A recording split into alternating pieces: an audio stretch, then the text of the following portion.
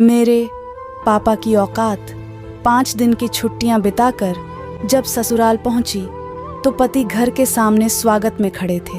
अंदर प्रवेश किया तो छोटे से गैराज में चमचमाती गाड़ी खड़ी थी, स्विफ्ट डिजायर। मैंने आंखों ही आंखों से पति से प्रश्न किया तो उन्होंने गाड़ी की चाबियां थमा कर कहा, कल से तुम इस गाड़ी में कॉलेज जाओगी प्रोफेसर साहिबा। Oh my God! खुशी इतनी थी कि मुंह से और कुछ निकला ही नहीं। बस जोश और भावावेश में मैंने तहसीलदार साहब को एक जोरदार झप्पी दे दी और अमरबेल की तरह उनसे लिपट गई। उनका गिफ्ट देने का तरीका भी अजीब हुआ करता है, सब कुछ चुपचाप और अचानक। 6 साल की शादीशुदा जिंदगी में ना जाने इन्होंने कितने गिफ्ट दिए।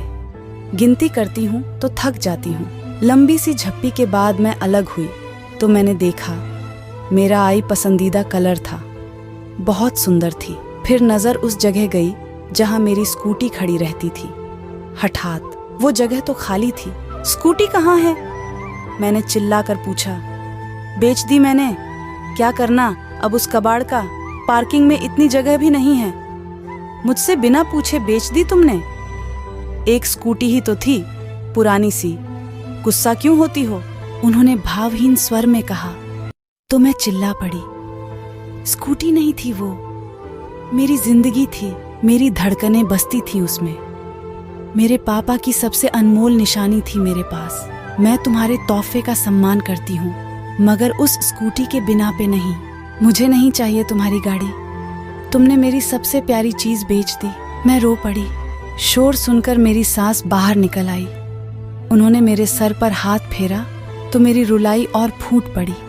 रो मत बेटा, मैं तो इससे पहले ही कहा था एक बार बहू से पूछ ले, मगर बेटा बड़ा हो गया है। तहसीलदार, माँ की बात कहाँ सुनेगा? मगर तू रो मत। और तू खड़ा खड़ा अब क्या देख रहा है? वापस ला स्कूटी को। तहसीलदार साहब गर्दन झुकाकर आए मेरे पास। याचना भरे स्वर में बोले, सॉरी यार, मुझे क्या पता था वह स्कूटी तेरे दिल की इतनी करीब है। मैंने तो यूं ही बेच दिया कि गाड़ी मिलने के बाद उसका क्या करोगी? तुम्हें खुशी देनी चाहिए थी, आंसू नहीं। अभी जाकर लाता हूँ। उसके बाद मैं अपने Part 2 in next video।